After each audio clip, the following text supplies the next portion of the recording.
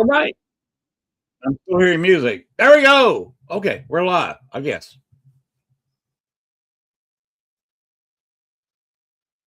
I'm also hearing a repeat.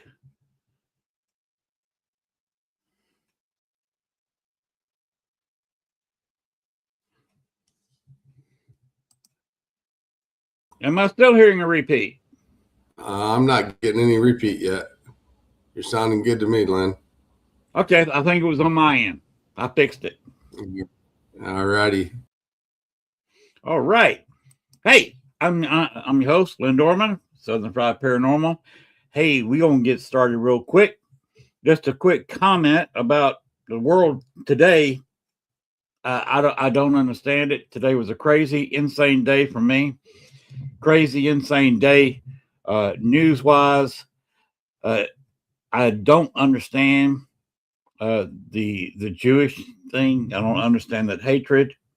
I don't know if I don't understand it. Excuse me for having friends in the Jewish community all my life. I was in the JCs. My best friend was Jewish. We did a lot of great things back in my hometown of Columbus, Georgia. I was on the local Columbus board. I was also on the state board. He was on the state board as a regional director. I was on the state board as a district director. We did a lot of great things. He went to some places and made a lot of changes in the JCs that were all for the good. And I just do not. And his older brother, also in the JCs, 20 years later, 25 years later, in 1996, worked with me in the Atlanta. We were actually in Columbus at 96 Olympics.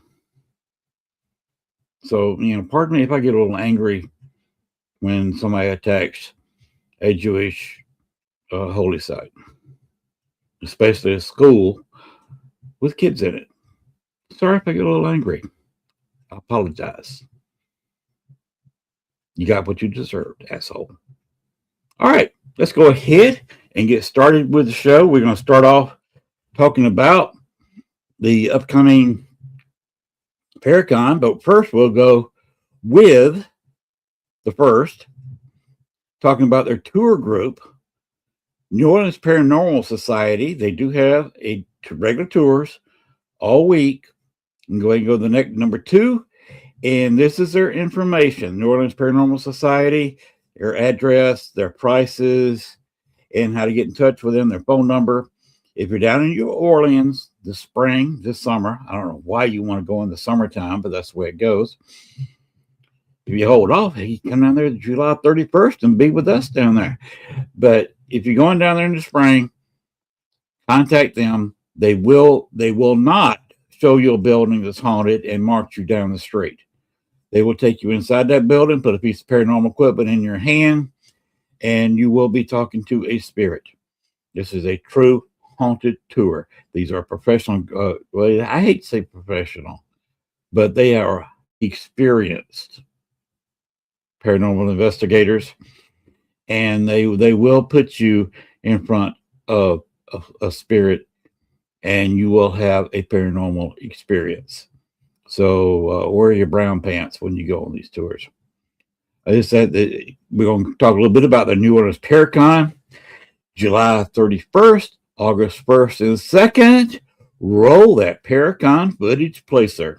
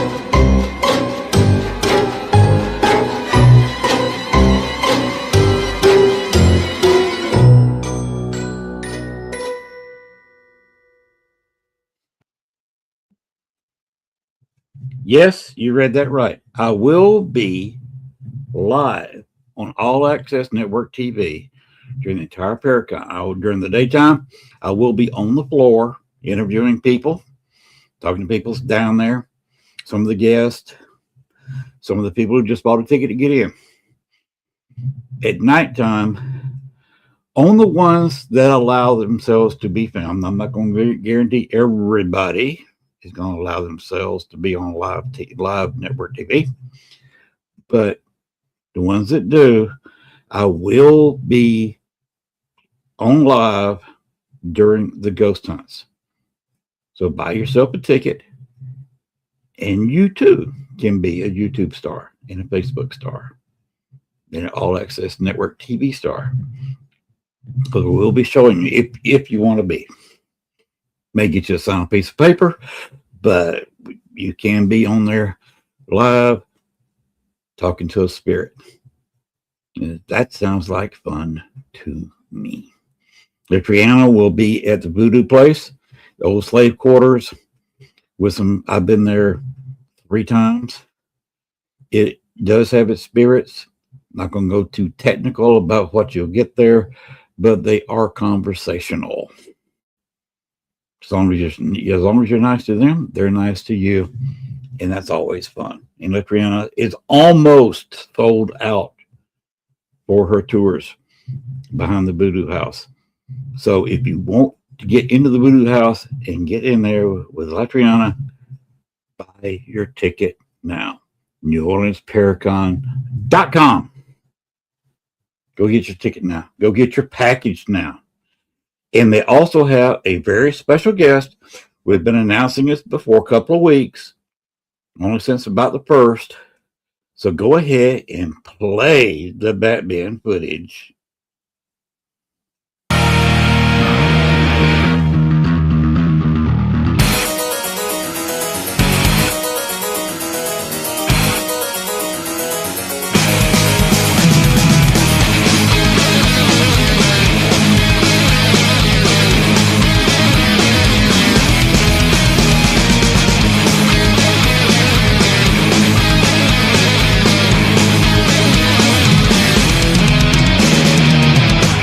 夜明けが迫り来る招かさる感情真空の逆流に私は酔いしれた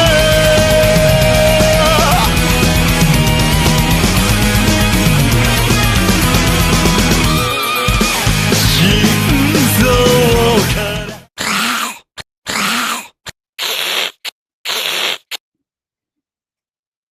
Father Sebastian does not do Paracons very often. If you want to see him, New Orleans Paracon will be the place to be. July 31st, August 1st and 2nd, later on this year. Now you have a chance to go meet Father Sebastian. We'll see you in NOLA. And like the commercial just said, moon's out, fangs out. I'll have mine. Will you have yours? Anyway, we're going to bring out another superstar from the All Access Network TV. My fellow co-worker. I don't know if you can call this work or not. I kind of call it fun to me. Blaine Rohan. Hey, what's up, guys? How you doing, Len? I am doing peachy keen. How are you? Dude, I'm so excited about New Orleans. My mom's from New Orleans, so I know the area well. And I'll be down there with, we'll have 4 of us representing All Access Network. Yes. So it's going to be nice, man. But I'm super excited about it because I love the quarter anyway. Oh, yes. I've been there since I was a kid.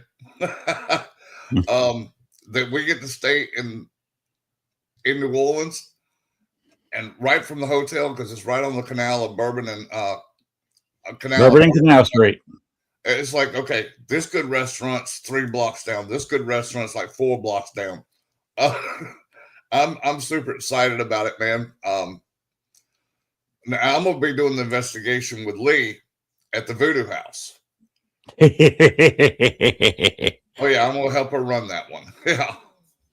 I'll be right there with a camera. Gwen will be producing that, so I'm Yeah. not sure where she'll be. She'll probably be there too. Oh, she'll be Which there with us. that is going to be a lot of fun. Yeah, have you ever been there to that location? Yes. I've investigated all 3 locations we're going to. So Okay, I've investigated that particular one 3 times. yeah. Now the Andrew Jackson location, I spent 2 entire nights at the Jackson Hotel, Nice. allowed to investigate the entire building for 2 straight nights. That would have been awesome. I only got the one night, so I got 2 nights, and the first night I was investigating with he was working with Ghost Adventures as one of the stage people, one of the background people that put it all together. He wanted to go on a real ghost hunt, so they paired him up with me. love it. Those are so fun. Did you call him Bait, Lynn? Huh? Did you call him Bait? He got sent into one of the more haunted rooms by himself and came running out, waving his arms, screaming. He went in there with just a voice recorder, not even a flashlight, and came running out of it screaming. He recorded a loud growl that he heard with his ears. So he got his paranormal experience. That's funny. I love It was hilarious. they've never investigated because their energy's so high, and they're walking and they're scared to death anyway. It's like, what's going to get me in here?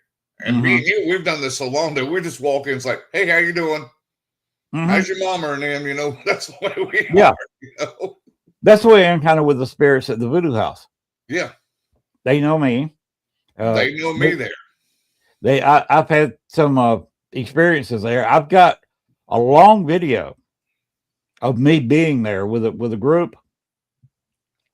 The trouble is I can't show much of it publicly because there was a girl around 30, maybe a young woman, I guess, and she was doing the whole. I didn't really pay attention to it. You're kind of busy during an investigation. You don't see the details, but she was directly in front of me, about 4 feet across a coffee table from me in another seat. And she kept on doing the Sharon Stone thing from the movie. Oh, gotcha. And and I got it on video. Nice. I can't show that too much. No, you can't. Now, when I was there, we had a lady with us, a spirit grabbed her boob and lifted her boob up. I got an exclusive. I was talking to Chris Talley. He will be the host. He is the money man behind the New Orleans Paracon and the one I talked into doing it and blames it all on me. It's entirely my fault. Yeah, well, we'll have him on Monday, so I'll just let him relay whatever he wants to you, Lynn. He's probably going to talk bad about me for talking him into all this. But anyway, he was talking about a month or so ago now. Somebody they went to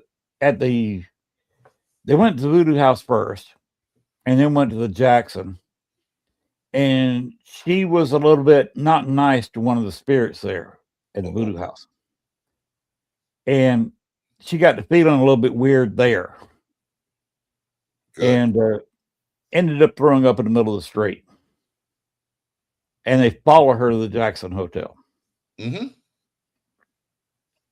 Still making her feel bad. If you're nice to the spirit, it's a great experience back there. I will tell you this: when you're mean to them, you provoke one time, I'm kicking you out.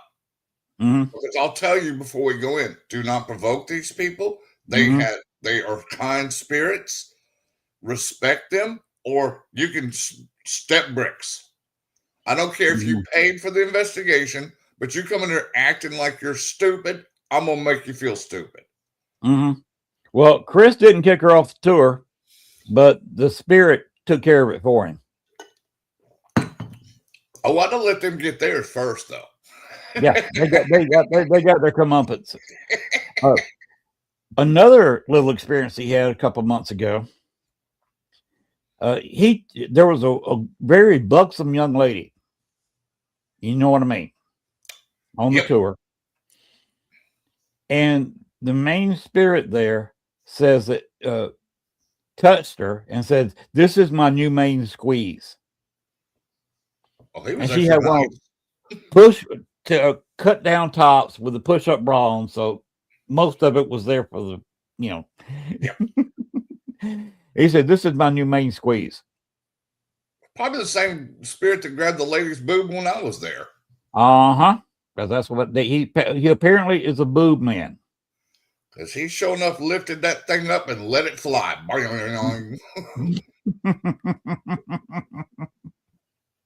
So we know what he likes. Yep. So if you're in there on with the tours with Lee, I don't know how you warn somebody who's showing too much cleavage on a tour. I will tell them, so look, these are spirits, and some of them had some particular things they like to do. So I will warn you now, if you get offended easily, you might get grabbed, you might get touched. If it does, just smile, back away, say, "Thank you, please don't do that again."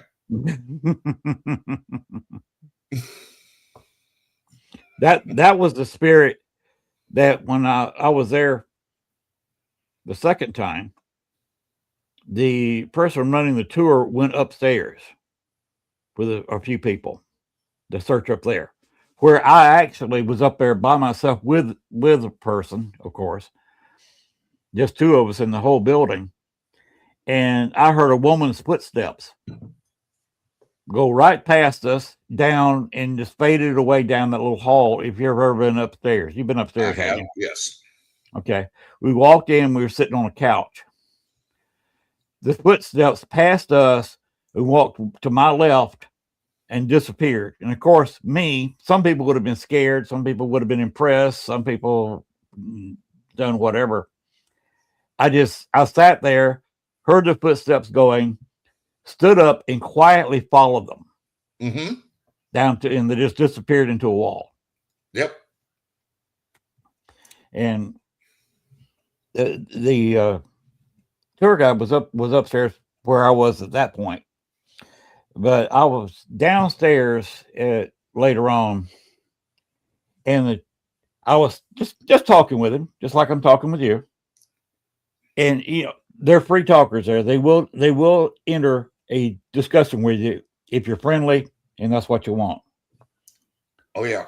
He come in. She said, "Oh my gosh, I hadn't heard your voice in so long. How have you been? Why don't you talk to me anymore?" And the spirit said, "Because you talk too much." In front of about 25 to 30 ticket payers. Nice. That the whole place just fell out. Oh, I can imagine. So you and Lee are going to have some good times there. Oh, we're going to have a blast. Gwen and I'll be right there with you. And us four are just going to have the best time because our people are going to have a good time. They come with us, they're going to have a great time. Yes. So people, if you want to get it, I would advise getting your tickets now for that package, because this is going to be the fun bee, as Tony Stark put it. Yes, it is. With the four of us in this place, we're gonna have a blast. I'm looking so forward to it because Lee's never been there, Gwen's never been there. Me and you both have, so we're old hats there now. And it wouldn't surprise me at all if they start calling both of our names as soon as we walked in. Yeah. Because I was there, a year ago. The last time I was there. Let's see, when did the shooting happen last year in the quarter? I was there the weekend after that with my granddaughter and my daughter. Oh, wow. And we investigated it. Did you go to the voodoo location? Yes.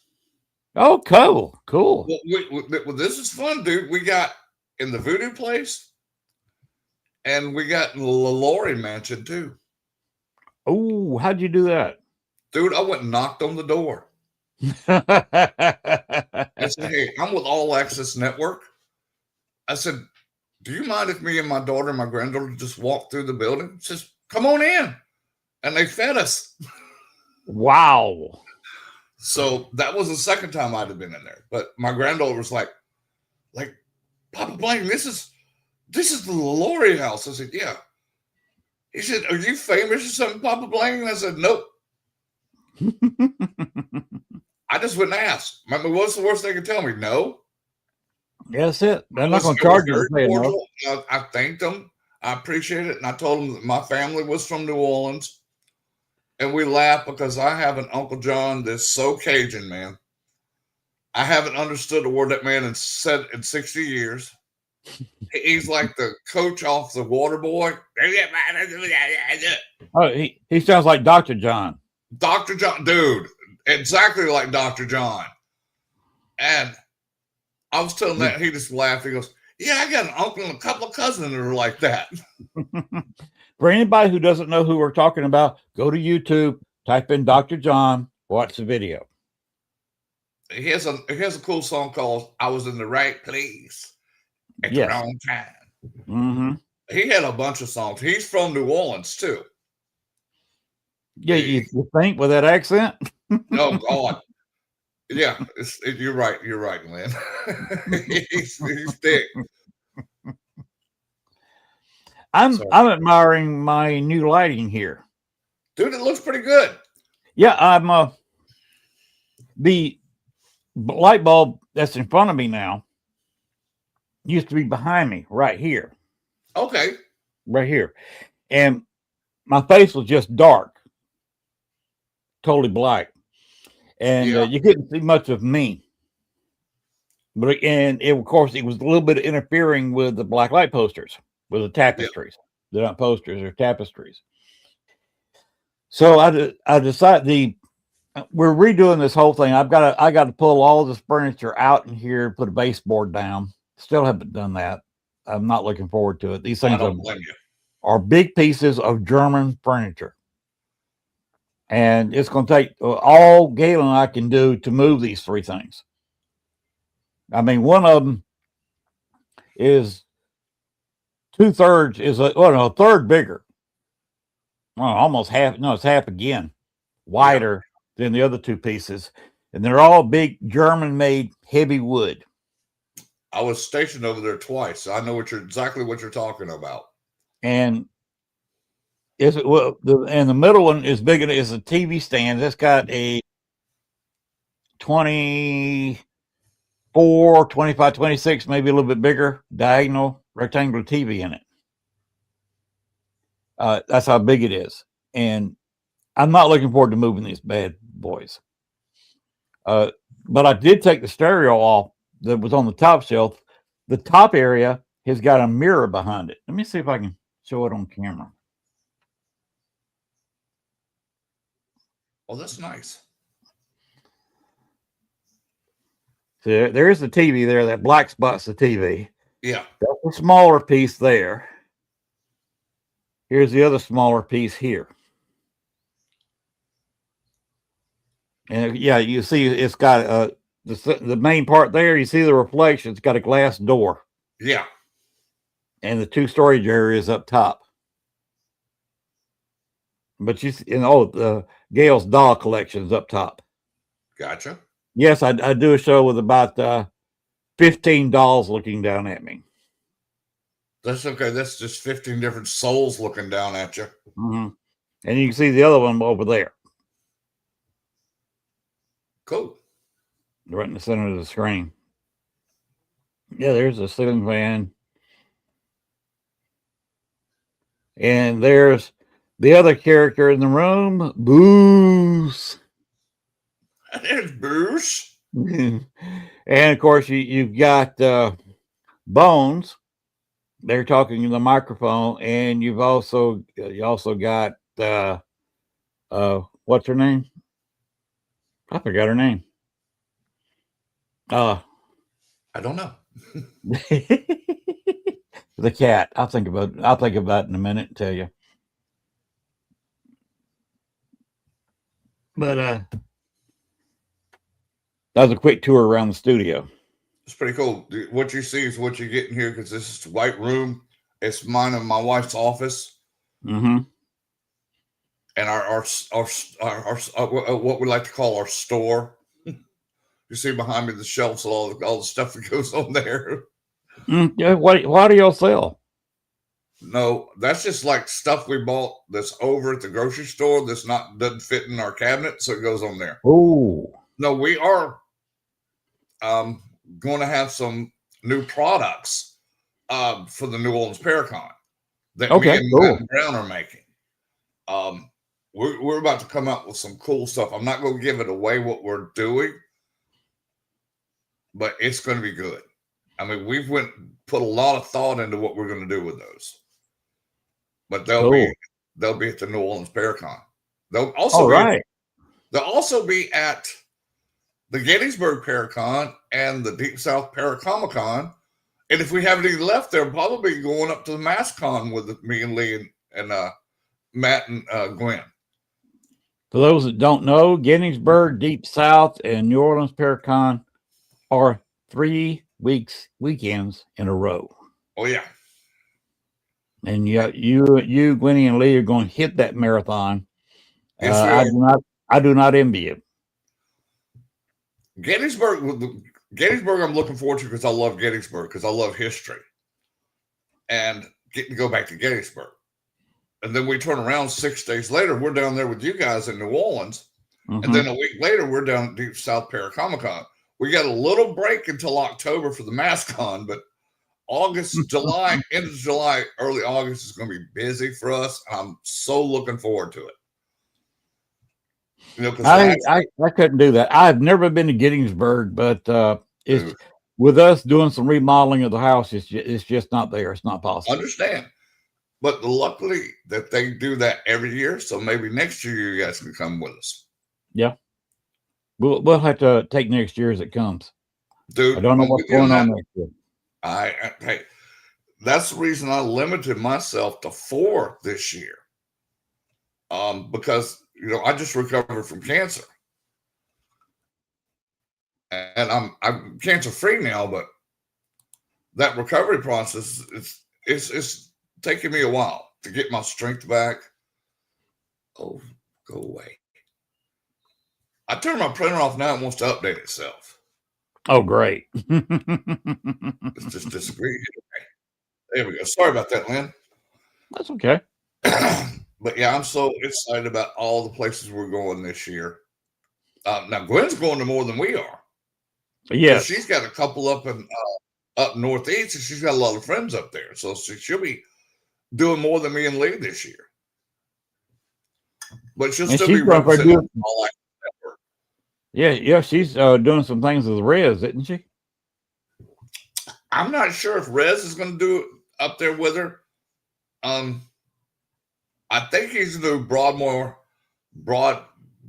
Manor up in Wisconsin. Broadhead Manor, yeah. Broadhead, thank you.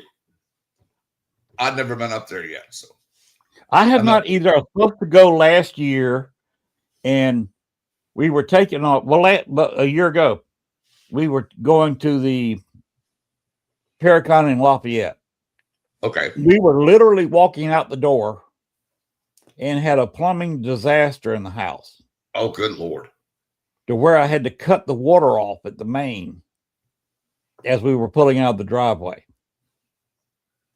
I mean, the rental car was packed.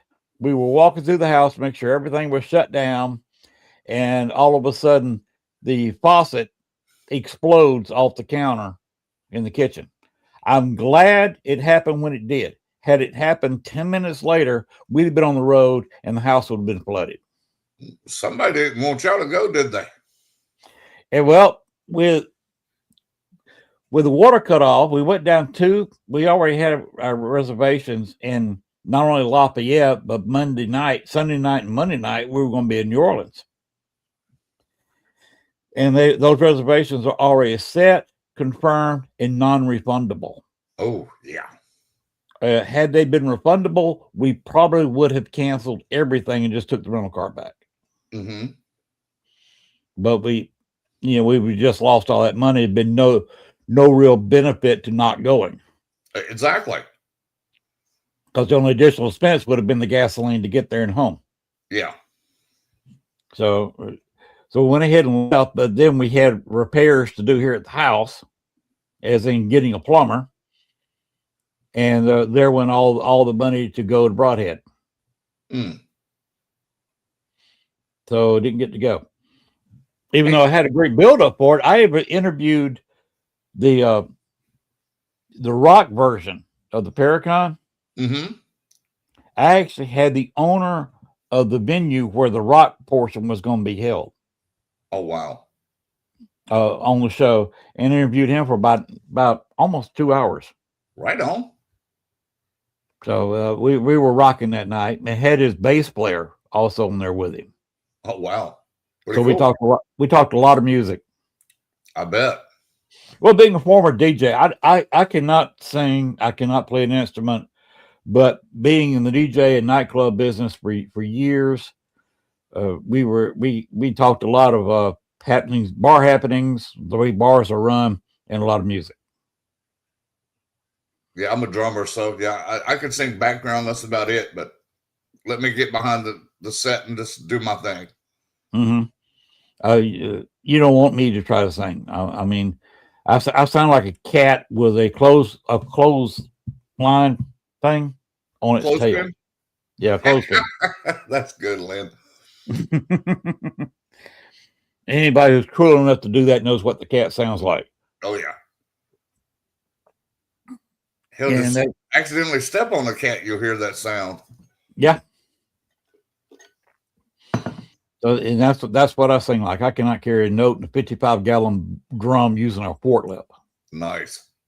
But yeah, I'm really excited about all the guests that New Orleans Paracon. I mean, Johnny Z. Come on, man. Yeah. Patty Dagrin, Lee. You'll be there. I'll be there. Patty is the reason that Father Sebastian's coming. Oh, right on. She's what's bringing him. They're apparently friends. And if Patty was not coming, he wouldn't even have considered it. Yeah. But they talked him into coming. And by the way, next year, they're going to move it to June to get it away from Gettysburg. Smart. I'll be there next year. And they're also going to start going into a little bit of the horror area. Okay. This year, they're going to have somebody who's playing Jason in an upcoming movie. James Stokes. Yeah, he's a good guy. Him and his wife said you'll like them. He will be there this year. So, James Stokes there. It's going to be interesting. A little bit of horror with Father Sebastian, James Stokes. So it's not just paranormal and ghost hunting. They're going a little bit into the horror this year, and even more so next year. So it's going to be even more fun next year. Oh, like I said, we'll be there next year too. Gail and I said we're going to go down there as long as we can. If that's the only one we go to. I mean, we're going to go down there. Good. The food's so good. The atmosphere's down there good. And you've been there enough times to know what to watch out for down there. You watch for the flim-flammers, as I like to call them, because they're everywhere. Yeah, you got to look out for the shoes. For the shoes. Though I tell you, man, I'll tell you when you got them shoes. Like, I just stare at them because I've heard this 1,000 times. And then they'll tell you, well, you got them shoes right here on this street, on this sidewalk. Give me my money. That's about what they do. That's about it. And you also got to watch out for the street gravy. Oh, yeah. I'm telling everybody on every show, do not come down there, even though it's hot. I know it's baking in New Orleans. You're looking at 100 degrees temperature, about 100% humidity. but still do not wear open-toe shoes. Do not wear Crocs. Do not wear flip-flops. Nope. No open-toed shoes. In fact, if you've got some high-top tennis shoes, wear them, because you do not want to get the street gravy on your feet or your hands or anything else. Oh, you don't want that gravy on you. Because that's you don't know where that's been or what it is. Some Yes. of that stuff ain't got names for yet, Len. Yes. Some of it glows in the dark. I know. If you remember Christmas Vacation, how their sewer is going pulsing green, that's kind of what that street gravy does at night. Yep. It looks brown during the daytime in the sunlight, but some of it's pulsing green, strange green light at night. And you don't know what it is, or where it's been, or nothing about it, and you don't want it on your bare feet. No. So that's a no-no. Bring running shoes or walking shoes, but make sure your feet are thoroughly enclosed, and do not splash that street gravy on yourself or other people. No. Especially if it hasn't rained for a week or two, and you know it hasn't rained in New Orleans for a week or two. Where's the water coming from? If it's on the street, especially where they park the carriages, you can kind of figure out where that is, and you don't want that on your feet either. No. Because it's not Budweiser beer. No. Even though it probably tastes similar. Budweiser is going to send me hate mail for that. That's okay. Hey, Now, I'm look down below the disclaimer. You know, usually I just tell them to get rid of that damn disclaimer because most of us are adults, but Lee said we had to have it, so it's on there. And I'm going to say, well, shit, we got to have it. I hate it. I despise it. Lee knows it. Gwen knows it. When we do our shows, it'll be on for a few minutes and then go off. Then Gwen will put it back on there because people come in and out. I'm like, we have to, a movie doesn't have, they have it right at the beginning of the movie for mature audiences only. Then it's done. But I guess we got too many people that are too sensitive and they get their feelings hurt easy over stuff. So I'll just keep it at that. And you never know what's coming out of my mouth when I say it. This guy. Always joking that they put the disclaimer up for me, you, and Nathan. And you heard me at the first talking about what happened today. Dude, I was so mad about that myself because I have a lot of Jewish friends myself. I've served with them in the military. My best friend growing up, him and his family own a appliance store in Montgomery. I've known them since we were in kindergarten. And nicest people you'll ever meet, man. But when you got idiots out there that do stuff just to do it, it's like, why do you have that much hate for people? I don't understand that either. Yeah, there's some. Yeah. Yeah, I do not understand. I've never understood the Nazis, and I don't understand the people today. And it's increasing. It's everywhere now. Well, the sad left, right, whatever. There's just all kinds of Jewish hatred out there, and I don't understand it. Well, you know what's even funnier, dude? Hitler was a quarter Jewish. Yeah. So he hated his own people. Well, yeah. He was also not German. He was Austrian. He was Austrian. You were correct about that. And he was hating himself where he was from. He was nowhere near the so-called, superior race. No. There wasn't a blonde hair on his body. And he had medical issues out the yin-yang. Oh, yeah. He did. And the doctor had to give him a cocktail just to keep him upright. Yeah, I know. During the war. He had more drugs than Elvis did. Yeah. So I don't know where they got that idea. And then Himmler and some of the others, they were not the German ideal either. No, they wouldn't. It's like, where did you come up with this master race when your leadership is not even a master race? Right.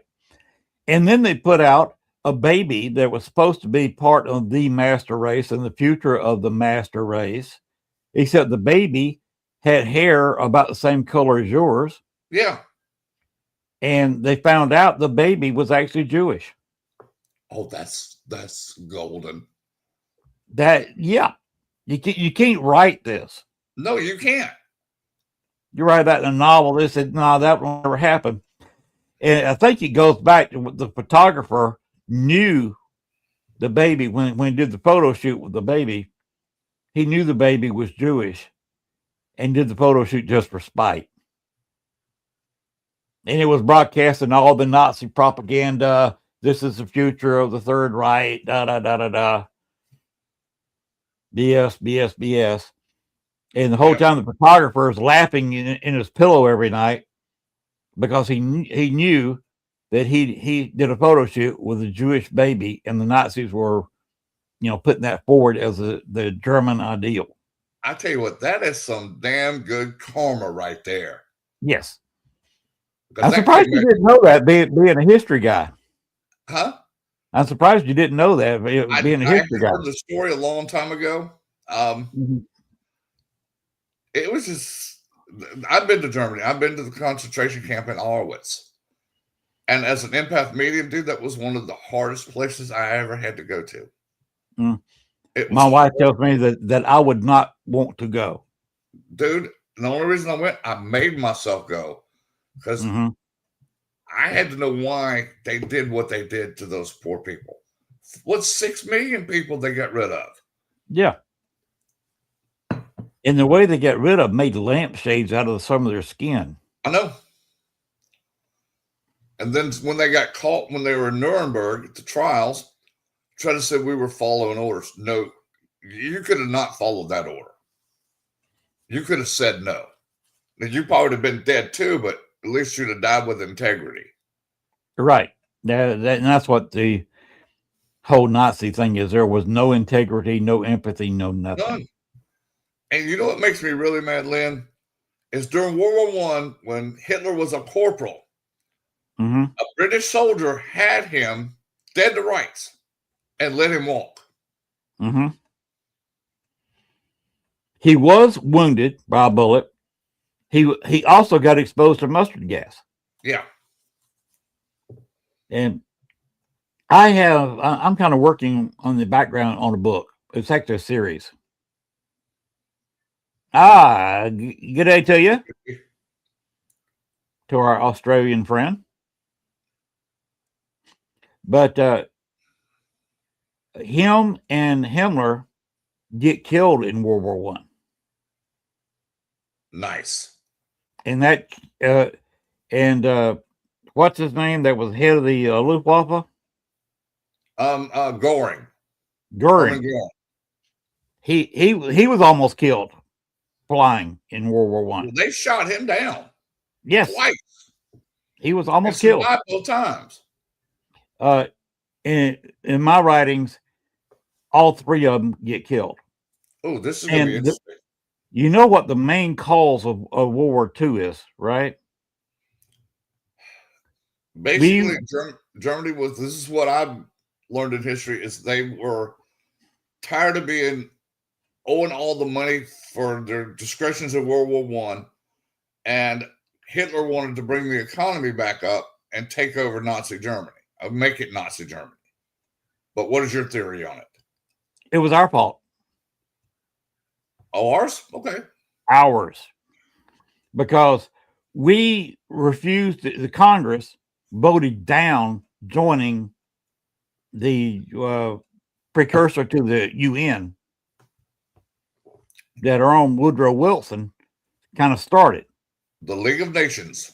And the Congress that voted it down said we're not joining that. We're isolationist.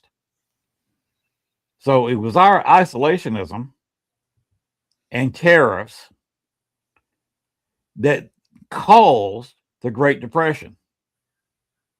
And if you study the history of economics, isolationism doesn't win. No, it doesn't. It's like communism and socialism. Neither one of those systems work. Nope. I mean, Google socialism. They say Google will tell you right at the start with in big print. Socialism is a social economic system that cannot work with 500 people or more. No. If you're isolated, if you're a tribe on an isolated island and trade with nobody, socialism can work. And it worked for some Native American tribes who were kind of isolated and didn't trade outside themselves. But they were so self-sufficient they didn't need to. Yeah, they didn't need to. But if they're isolated, but in a community of people where you got any kind of dealing with the outside world, it cannot work. Countries have tried it and tried it and tried it. And Christy is absolutely right. She is. When we went isolationist after World War One, went back into our shell, came back to North America, and said, we're done. We're not going to have anything to do with the outside world. We've got everything we need. And became isolationists, refused to join the League of Nations. We slowly fell into recession and depression. Our isolationist policies caused the Great Depression and the tariffs. Yeah. Caused the Great Depression. Hitler had a little bit of a following after World War One.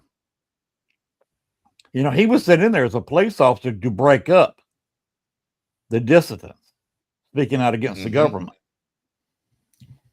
And he went in there and got converted, but their speaker was not a very good speaker. Hitler was a fantastic speaker. Gotta give him kudos for that. He was a great orator. Yeah.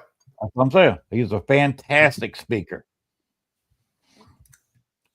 And he went in there and just kind of took it over with his speaking abilities. But he didn't have a platform. If you're going to get people behind your idea, you've got to have an issue. Yes.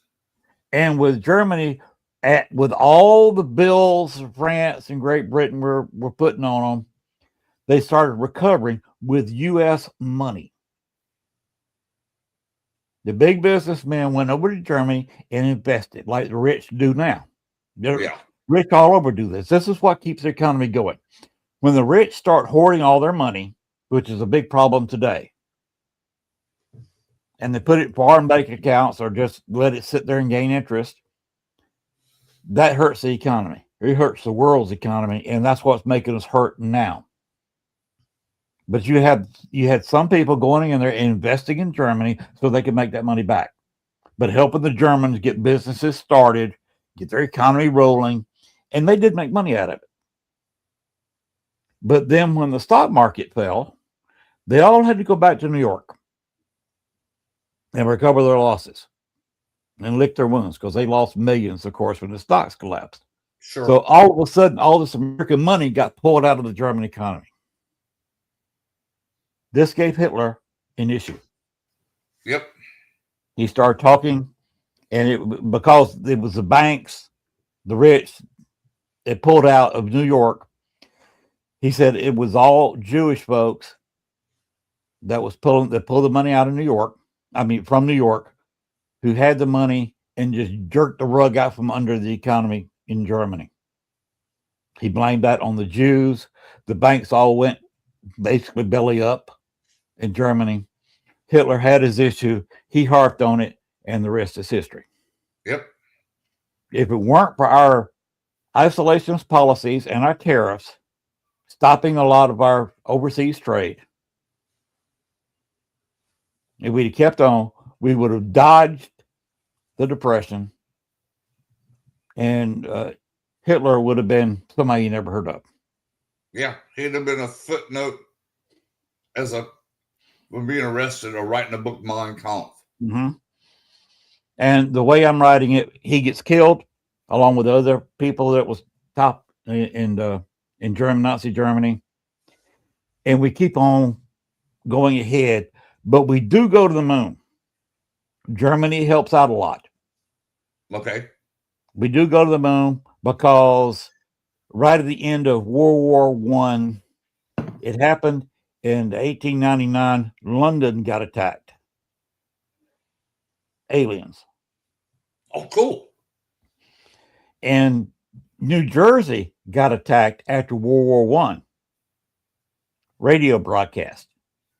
War of the Worlds. War of the Worlds, yeah. And by the way, these are not aliens. Okay, I wasn't going to go there, Christy, but Christy, that's wrong.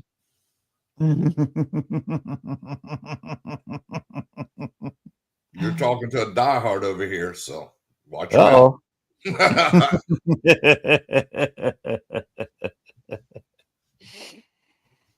Well, you got to forgive me then, because I had went to 2 schools, to 2 economics classes, 2 teachers who never met each other, but were both diehard Republicans. But I'm talking about their families for generations were Republicans. They were diehard Republicans. Their kids were Republicans. That they had in common, but they never met each other. And they were both free traders. No tariffs. Tariffs were evil. Well, and most real Republicans are against tariffs. Well, what I thought about that is we've been getting taxed or tariffed from other countries, an unfair trade advantage. He evened it up. That's all I'll say about that. Well, he put tariffs on bananas. We can't produce bananas here. Yeah, no. Anything we can't produce, and some of the things, there's a reason there's a lot of manufacturing overseas, is because even if you could put 100% tariffs on a lot of products, and we still can't make it as cheap as you can buy it overseas. You can pay 100% tariffs, pay for the product, and it's still cheaper than the same thing made in this country. Because you can't compete with an American wage. That was for Christy. They can't compete with somebody making in Bangladesh making $1 an hour. Worse than we are, Christy. So, but you can't compete with people in Bangladesh making $1 an hour, or people in other places in the Orient making $3 an hour. I understand. But when to make a living wage here, the balance trade a little bit more fair, because we were getting ganked for everything. They wouldn't let American products come into their countries. And now they're letting stuff from America go to their country. So it's a win-win for America too, because the guys that own this, that make the cars or make whatever here in America, they're getting to sell their stuff overseas to make themselves more profit. It's kind of working, kind of not. Where it hurts is your cars. The automobile industry is really hurting, because there are things that are made in Mexico that are sent to the United States that have another part put on. The same part sent back to Mexico to have some more manufacturing done to it, some parts added to it, sent back to the United States, and it's finally put on the car. But it crosses the border twice. There are some that cross the border 4 times. And they have to pay a tariff every time. And that's just making a $100 part cost nearly $200. Yeah. And that's why it's adding the average new car with the tariff that was on there. Now it's a 15% that is adding $4,000 to $5,000 to the price of your cars. Well, unless you buy and they're illegal. Alabama-made cars, your Hyundais and Kias are made here in Alabama, right over on your home state of Georgia. Mm-hmm. Mercedes-Benz too. Mercedes-Benz is in Tuscaloosa. They just opened up up near Huntsville, they just Toyota is coming down and putting stuff down there that they're going to make. And I forget there's another car company coming that's going to Mobile area. So they're made in America. Yeah, that's good things. Yeah, I'm always for made in America, and I like other products from other countries too. Stuff that we can't produce ourselves. Right, like we can't make TVs. Oh, we could. We just don't want to. Well, you can if you have, say, let's say Elon Musk is the richest man in the world, wants to put $1 billion into a new factory. Still have to get the glass. We have nobody that makes the glass for the right here. Yeah. Bip on the glass. We have nobody, whether you're on a laptop like I am, a phone, or desktop computer, like the big screen that I got back over here on camera a while ago. We have nobody here that makes that glass. To build a factory that makes glass, you got to train the people to make the glass, buy all the machinery to make the glass. So you've got to get your TV manufacturer, and you got to put another $500 million into a glass manufacturer to make the correct glass. Then you build the TV, and it's still going to be $300 or $400 more than an LG. And Americans are not going to buy that; they'll go buy the LG. I don't know when Arkansas, dude, TVs are dirt cheap here because you can get a Samsung or right. That's what I'm saying. You can't compete with the Samsungs and the LGs coming in from the Orient. You can't build them for that here because we make too much money. Unless you want your kids to go work in this mythical TV factory and make $3 an hour the rest of their lives. True. That's the only way you can compete with the Samsungs and the LGs of the world. I know right now, like around here, you can get a 65-inch for like $238 right now. Well, now, everything else has went up. Our 55 is 10 years old, and that is amazing. It's still working fine. Has no blank spots, no flashing lights or anything in it, because a big screen TV only lasts about 10, 12 years old. So we're probably going to have to replace that in the next 5 years. In fact, almost guaranteed we'll replace it in the next 5 years. Look at it, cheap right now, Len. Yeah, and we'll probably replace it with a 65-inch. We got a spot. I may put a 70-inch up there. I don't know.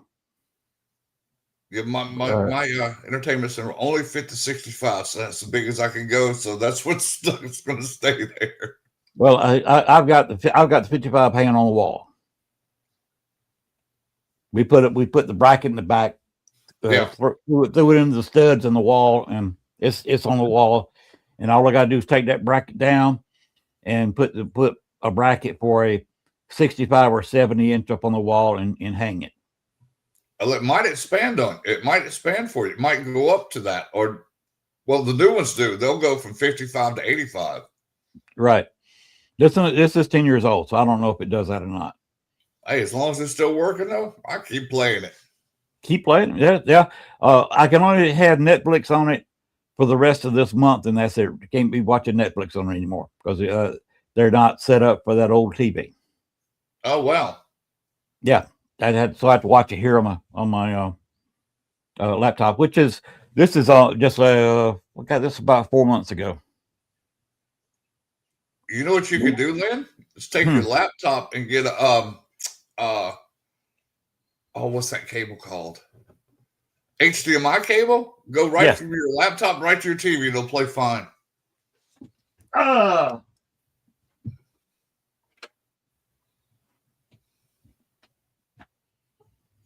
That would be it.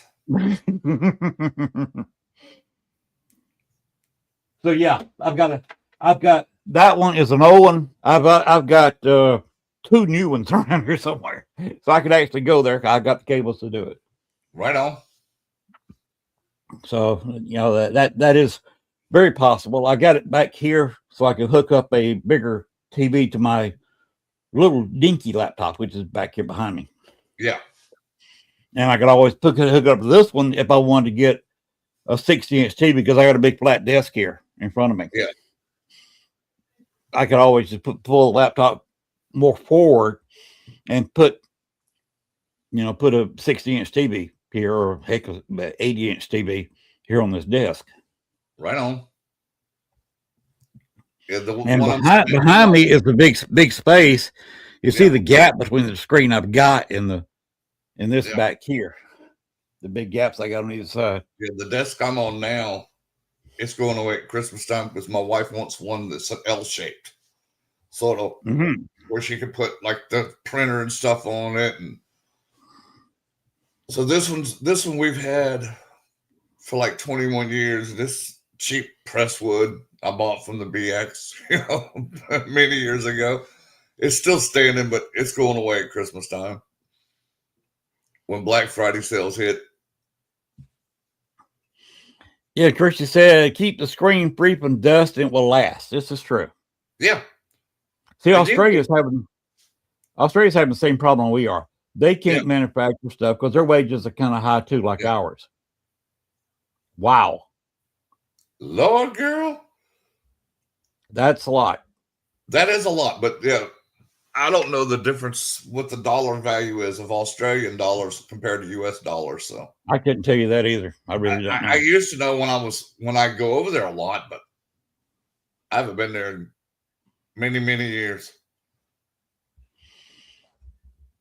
Talking about Australians are fun in New Orleans. Oh, they're fun in Australia too. Yeah, true. I used to have the best time with the Australian Air Force and the New Zealand Air Force. I could get over there, and it was funny because I'm Southern, so it was like they always called me Yank. I said, I'm not a Yank. I was born in Alabama. What's in Alabama?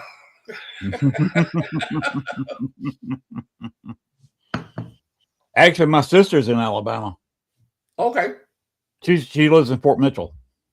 Okay. I'm not. You know where Fort Mitchell is? About a couple hours. Yeah, but it's also just south of Phoenix City, Alabama, and just across the river from Fort Benning. Fort Benning, yeah. Known for a cemetery. That's all Fort Mitchell is. A big trailer park and a big cemetery. That is it. And that's all that's there. And, don't forget, all your nice little meth labs and trailers that blow up, and people describing how the tornado tore up their meth trailer. Yeah, my niece and nephew got into that. I think she's still in jail for the third or fourth time. Dude, it's every night on our news. It's all about Phoenix City, Columbus area. They had another meth lab blow up, or they had another meth lab get busted. My nephew's been in and out of jail a couple of times, and he lives in Phoenix City. And he's burned down at least one trailer and one house making meth. And I bet they put him on the news describing how the trailer blowed up, and he didn't know why the trailer blowed up.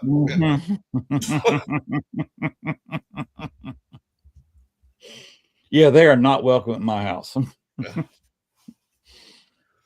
Yeah, Christy, I'm just no Johnny Reb, so. Well, I was born right there in Columbus, Georgia. Dude, you're not far. I grew up in Montgomery, so I just live north of Montgomery now in Wetumpka. Back in '98, I delivered for McKesson. And 5 days a week, I ran from Columbus, delivering drugs, legal drugs, to drugstores, CVS, Rite Aid, Walgreens, a couple hospitals, also Walmart. So legal drugs, please. Don't send me hate mail. Yeah. But you drove Montgomery 5 days a week. Yeah. Right there. What'd you hit? 280 to 60 to 85 down? Yeah, basically I drove to Auburn and hit the interstate down. Yeah. Yeah. That's what we do too. When I worked over at Fort Benning, I worked IT over there. I'm so glad I don't make that drive no more, man. That was because they're our time different than we are. Right. So I'd have to leave an hour earlier because of the time difference, where I'd be to work on time there. And I drove that thing. I hit Wire Road right off 85, take the back way into Columbus, hit the base, go to that one back gate, and go to the hospital, because that's why I worked IT at the hospital over there. And ended up getting a job here in Montgomery at Gunner. I was like, deuces, bye Columbus. My brother lives over there now, and he works over there. You see this here, right? Oh, she coming to see us? Heck Yeah. You come on, girlfriend. Come on down. Yeah, we'll welcome you with open arms. Yes, it's gonna be fun in New Orleans. Oh, dude, New Orleans! I'm so excited about New Orleans. And when Lee told me, he says, "Hey, Blaine, you want to go to New Orleans next year?" That's right before I ended up getting cancer. I'm like, "Yeah, I'd love to go. Let's go." And then I got cancer, and she said, "Oh, you're still good. It's not till 2026." I'm like, "Yes, I'll be healed by then." Yeah. When you got Chris on as your guest, ask him about me. Oh, I'm gonna bring you up the first thing. Hey, Len Dorman said hello, and see his response to it. He's probably watching us now. He probably is. Hi, Chris. I did put on the hashtag on because I send my YouTube to my Facebook. Yeah. And I did hashtag New Orleans Paracon. Nice. So if he keeps track of those, when I hashtag it, he normally sends me a heart. Yeah. So this show got my Facebook version of it is hashtag New Orleans Paracon. Dude, because a year ago, I was down there at the Lafayette Paracon, left there, spent Sunday night and Monday night in New Orleans at one of their favorite hotels, and did some ghost hunting all night, both nights. Yeah. At that hotel, and that hotel is haunted. It was a lot of fun. And one of the shows here a few months ago, I actually read. I've got a whole legal page typed out. The hotel puts out about their history and some of the ghosts that they have there. One is an old Confederate soldier. They have an old Union soldier going over there. They've got what the hotel is a series of buildings. Mm-hmm. And they're on both sides of the street. One of the very few hotels where they have both sides of the street. Same hotel. And you park over there and you walk, across the street to get to the lobby. You check in and either take you back to one side of the street in the back, or they'll take you over to the other side. The other side does not have any pools. The side with the office has two pools. And it's just a bunch of buildings. They moved there and put together and made a hotel of it, including the former Black History building. Okay. Black History Museum building. When they built their big nice place they have now, they got hold of the building for this hotel, and it's part of the hotel now. And it's a labyrinth. You're walking back left, right, going cut through here. You would love this place. It's the base building was a mansion that was built in the 1700s. You would absolutely love this place. Hang on a second. Go ahead and talk about something. Let me go get that sheet of paper. I'll be right back. Okay.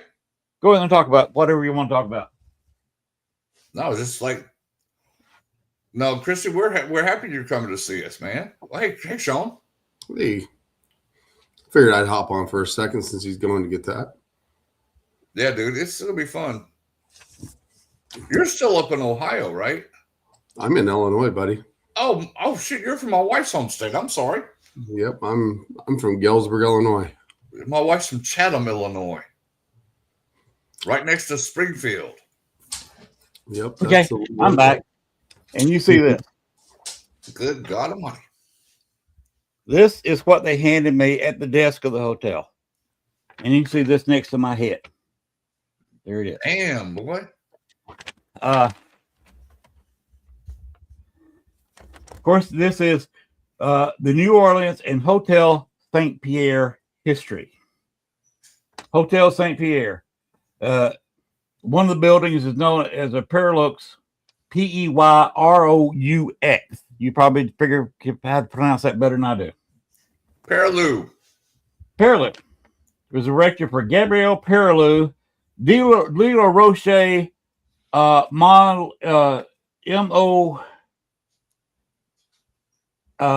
FTVE, or is that an I?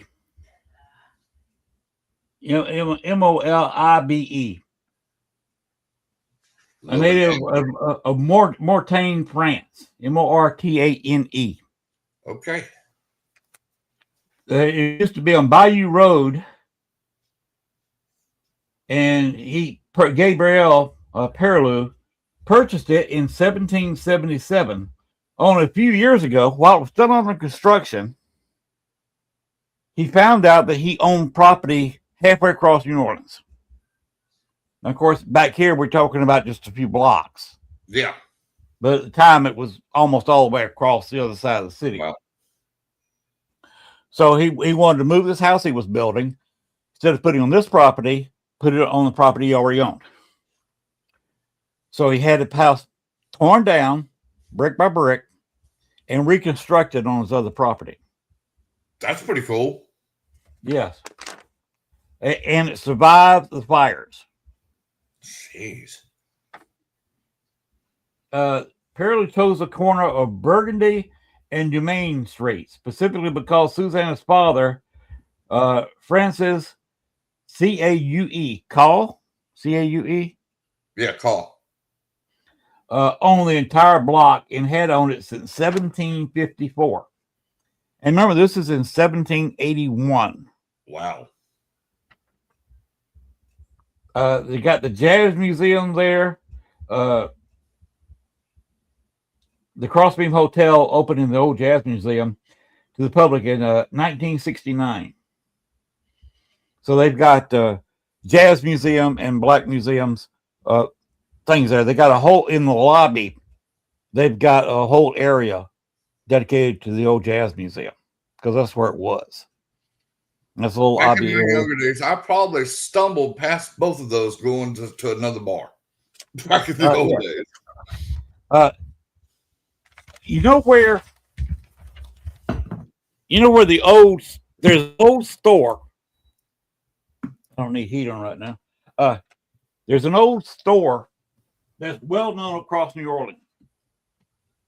And it's actually a block away from this old store. It's been there for hundreds of years. And still they make sandwiches there, and it's just a nice little convenience store. But it's the oldest convenience store. I can't remember the name, but I know what you're talking about. It's on the same street a block away. Probably had a couple of sandwiches out of that place. So you probably have been right by there. I've walked every street in the quarter, so yeah, I probably have been by there. It's an amazing place. They have a ghost upstairs in their attic. They also have a somebody who appears even during the daytime hours at the front door when people are unloading their car and putting the suitcases down. They'll have somebody in what looks like a hotel uniform trying to help them get their belongings in the hotel. And then all of a sudden he disappears. Hey, as long as you got into the room, I'm good with that. But he didn't get them in the room. He just basically moves from straight to the lobby, to the checkout. I got you. Hey, at least you got them from the street to the lobby, at least. Mm-hmm. And people will comment about it. You know, the guy's pretty nice. You know, who is he? And that's the guy that worked there and died 100 years ago. Hey, look, he's still doing his job well. So yeah, it's a fun place. St. Pierre is an interesting place to stay. Now, of course, the next hotel that Gail and I want to stay at, it, of course, is the one for the Paracon. But another one that we want to stay at is the Pirate Hotel, the Lafitte Hotel. Love that hotel. They got a bar. They got an old elevator there that would take you up to the second floor. Yes, they do. They got the blacksmith shop is across the street, which is kind of the redneck local place. Yeah. But they've got a really nice version there at the hotel. You know where I'm talking about. I do. And that's a nice place. Also, on that staircase, and you know where I'm talking about, in the hotel. Years and years ago, there was a lady that was there with a child. The child got sick and died in a room upstairs on the second floor. The lady was so distraught. The child used to play on the staircase. The lady was so distraught that she locked herself into that room and didn't come out. They finally, after a few days, went up there to see her, and she was dead in the room. Mm.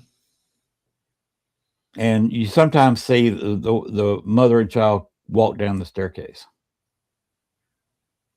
That'd be cool. And do you really want to stay in that room? I do. You can. Oh, you can. That's my luck.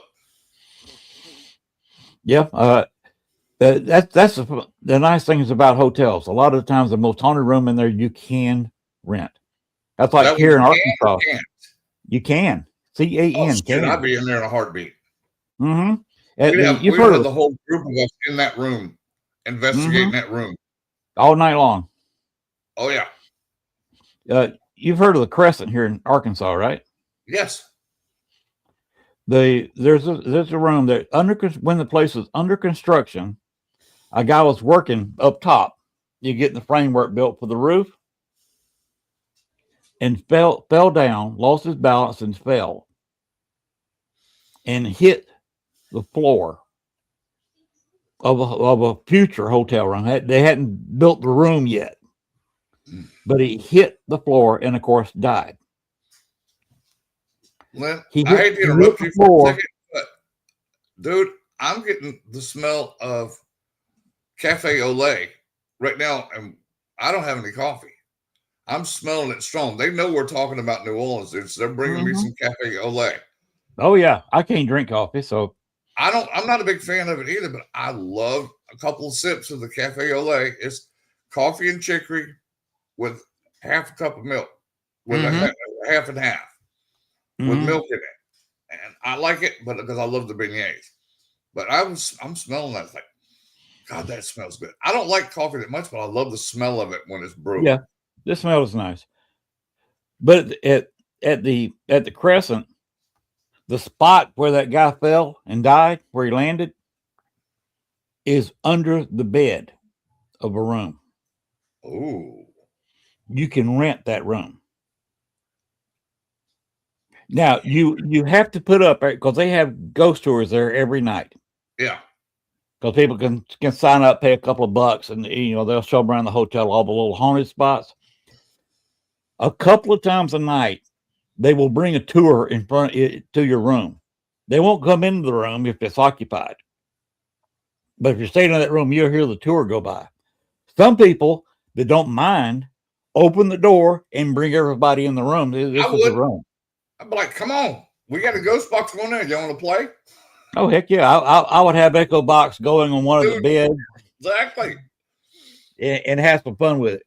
And I tell the hotel, I said, look, when you want to bring a tour, if you want to bring them into the room, just knock on the door.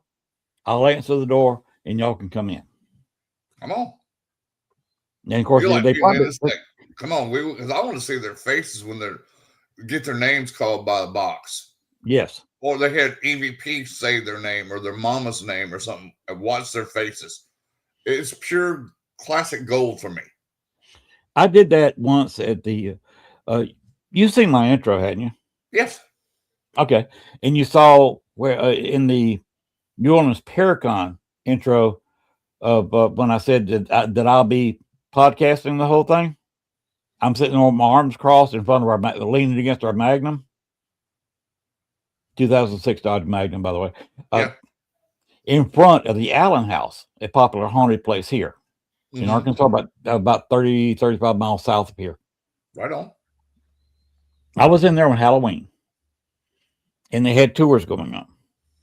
I set up in their dining room, and I was talking to the number 2 spirit there.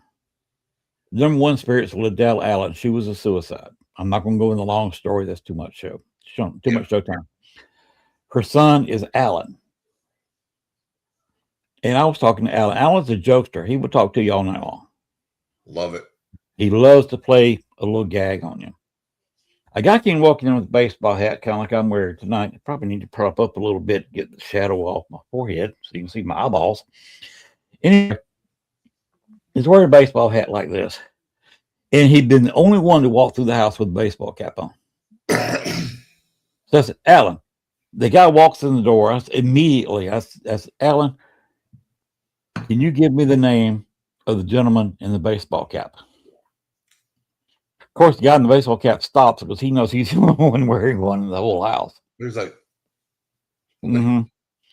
Alan immediately names his name that I had not heard until Alan said it. The guy bolted out of the room, out of the house, down the street to his car and left. Love those.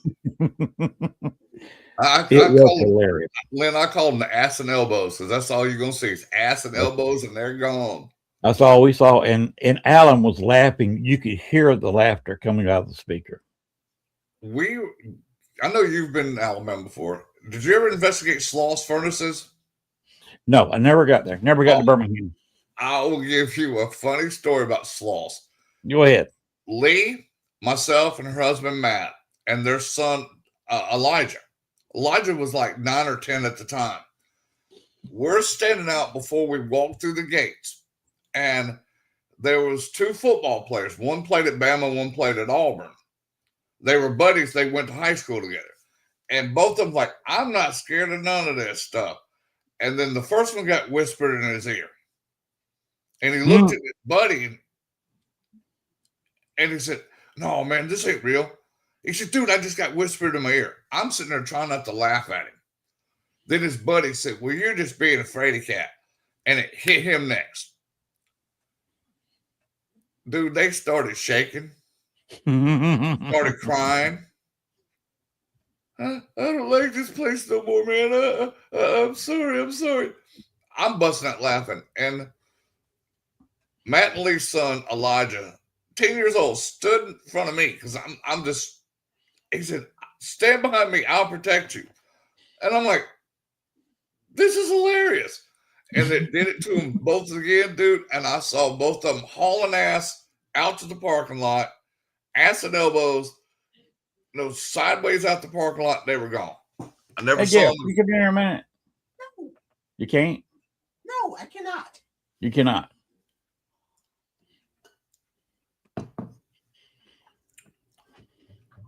But yeah, it's going to be fun to see what adventures we get into in New Orleans. Well, I think it's warm in here. we have a controller. In fact, she is ordering from Walmart, I think, a bunch of cat leashes. Okay. And she's going to tie cat leashes to all of us. The wife, Gail. Gail, I don't want no leash. And what she's on a rollator, one of those rolling walkers. Oh my God. She's going to tie she's going to tie Damn it, I need a sport. all the leashes to the walker. Oh, that's and funny. We're going to go through New Orleans like that. I'm gonna bend her and I'm gonna get a little whip. Oh, she said she's going to get a whip and kind of bend her. It's like, okay, make sure I'm the furthest away.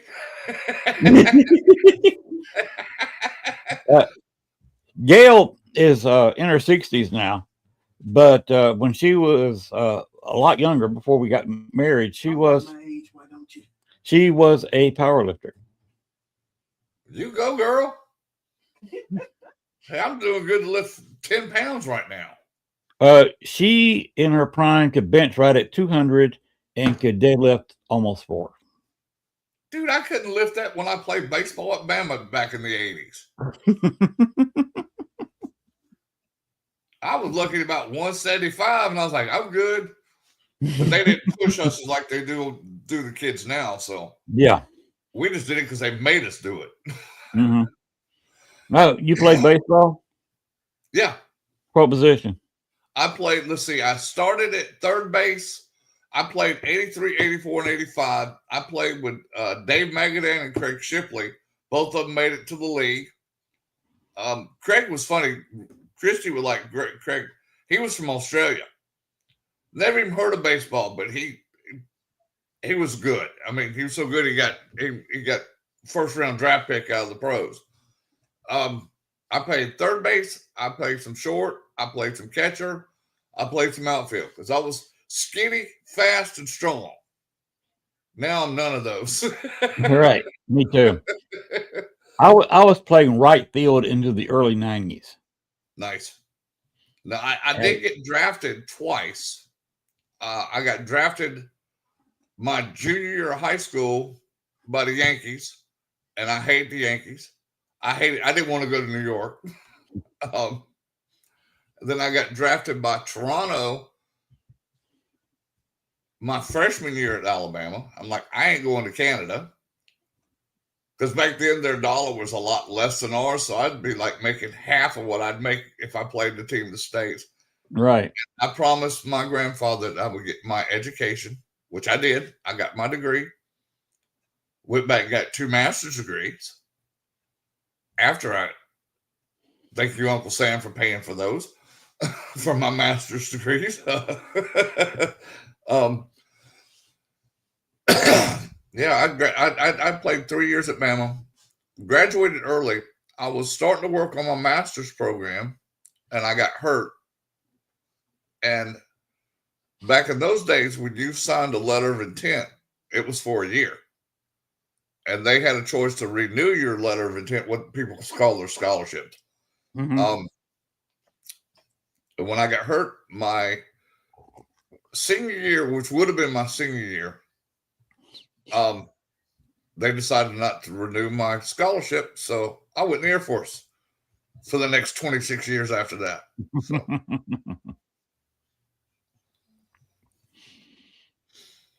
Yeah, I guess you don't pay. You probably totally ignore Joe Scarborough. He's from Alabama too. He's just a goof. Actually, he's from Georgia. Oh, he went to school at Bama, but he went to school in Alabama, graduated law school there. Mm-hmm. And then his family moved down to the Panhandle of Florida, and that's where he got elected to Congress. Yeah. I don't watch much news anyway, Len. Mm-hmm. And I'll tell you the reason I don't, because I'm an empath medium, so it really just sets me off sometimes. Like right. The news, like I do watch some, but I don't watch every day. Like the story today with the synagogue, that was really rough for me, being an empath medium, because I could feel what they felt. I could feel that fear, that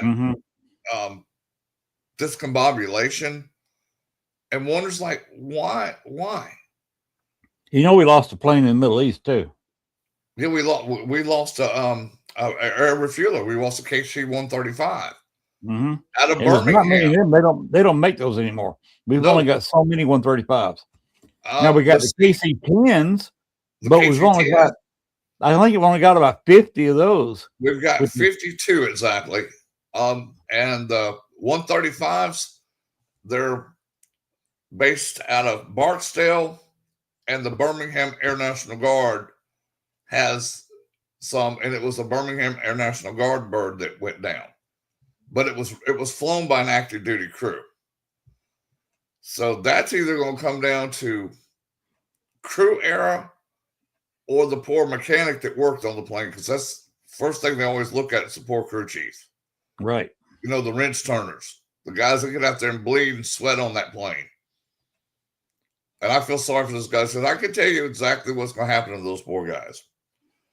They're going to get called into the commander's office, and then somebody from the JAG is going to be there. And they're going to ask them a series of questions. Then they're going to make them take a lie detector test. Then they're going to make them take a urine analysis.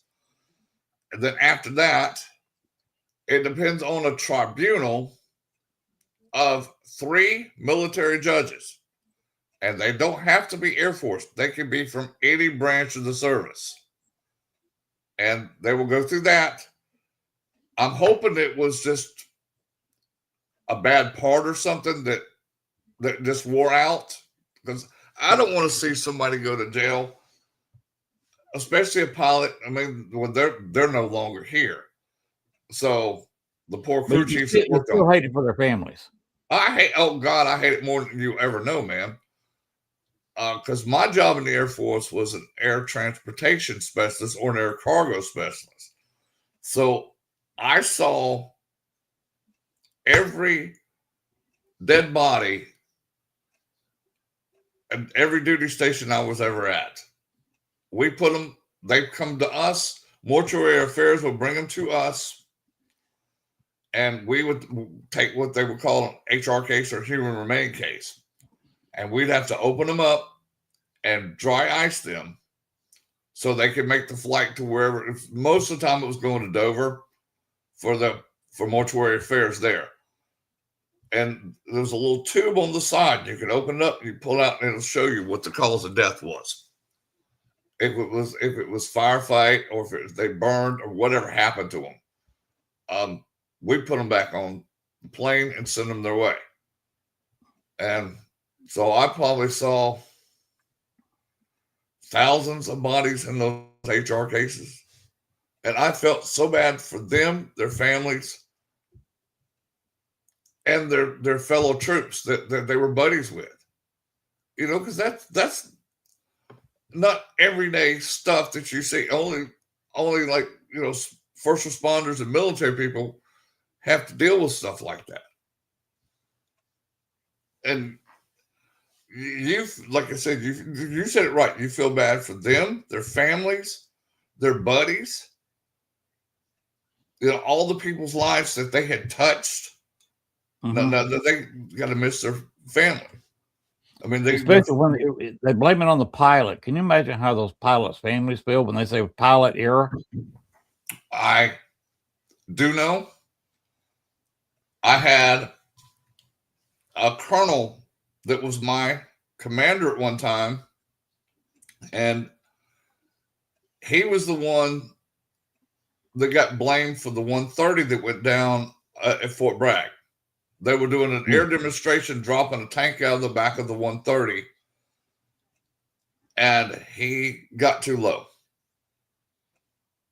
And I knew his wife, because she'd always come to our squadron functions and stuff, and she was just devastated because her husband had flown like 20-something years, had thousands of hours of flight time. And she couldn't stop apologizing, but she felt so bad. I hated it for her, because she took what we would call survivor's guilt. Mm-hmm. And I mean, just sweet lady. But I hated it for her. I hated it for her husband. I hated it for their family. But also I also felt for the crew members that were there. And then to just say, okay, it was pilot error. It could have been a gauge or something that was bad, and he thought he was doing the right thing. But yeah, they just threw it on him. It's like, okay, it was pilot error. Mm-hmm. It's sad, buddy. But yeah, a lot of times it is pilot error. But look at the Buddy Holly plane crash. Yeah. Well, the guy he'd only been out of training. He'd only had 2 solo flights. Yeah, and he had recently failed a test. Yes, he did. To qualify for that kind of flying that he was having to do, where he couldn't see the horizon. He had failed. He had no business in that plane. No business at all. The owner should have flown the flight himself. That's what I'm saying. and the accident would not have occurred because he was used to flying by instruments and would have known instead of going up, which is basically, I call him a student pilot. He was 21. Yeah. Thought he was going up because the horizon was backwards than what he was used to training with. You know who the luckiest man in the world was that day? Waylon Jennings? Waylon Jennings, yes. He lost a bet. I bet that was the best bet. He was so happy he lost. The coin toss. He lost a coin toss, exactly. And that room still exists. And the surf is still open, and you can go in there and tour that room where where all their signatures are. Oh, wow. And actually stand right there where the coin toss happened. Wow. The phone Richie Valens used to call home is still there. That's pretty cool. You can stand right there on the phone. Waylon Jennings was there later, several years later, and the whole room is signatures of people that have played at the surf. He put a red, I can't call it an octagon because it was an odd shape. Let's call, what do they call that? Oval? No, the odd shape. It's not really a name for it. Okay. The polygon, I think it is. Polygon, okay. Where it's not really it's not a square, it's not a circle, it's not an oval, it's not a rectangle or triangle, it's a polygon. He signed it, he did it red between other people's autographs and signed Waylon Jennings and dated it. Wow. At a later date. He heard about that event because him and Buddy were best friends. Yeah. And Waylon got, was on the bus, and Buddy Holly was upset about that to start with. And he said, well, I hope your old bus breaks down, and that was frequent. Oh, yeah. And last words Waylon ever said to Buddy, well, I hope your plane crashes. Wow. And that was the last thing. Then they went out and played together later. It's kind of scary watching some of the photos because one of the other groups, their drummer was sick. Flu was going rampant through the whole tour.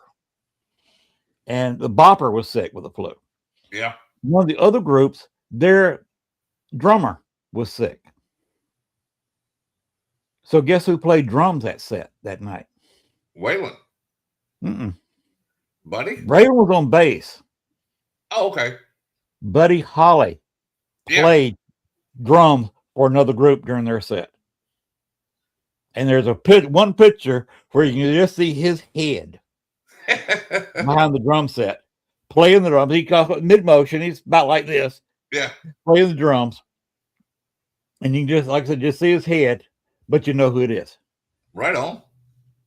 And there's one picture there also, Buddy Holly singing, and you can see Waylon on the bass guitar in the background. Right on.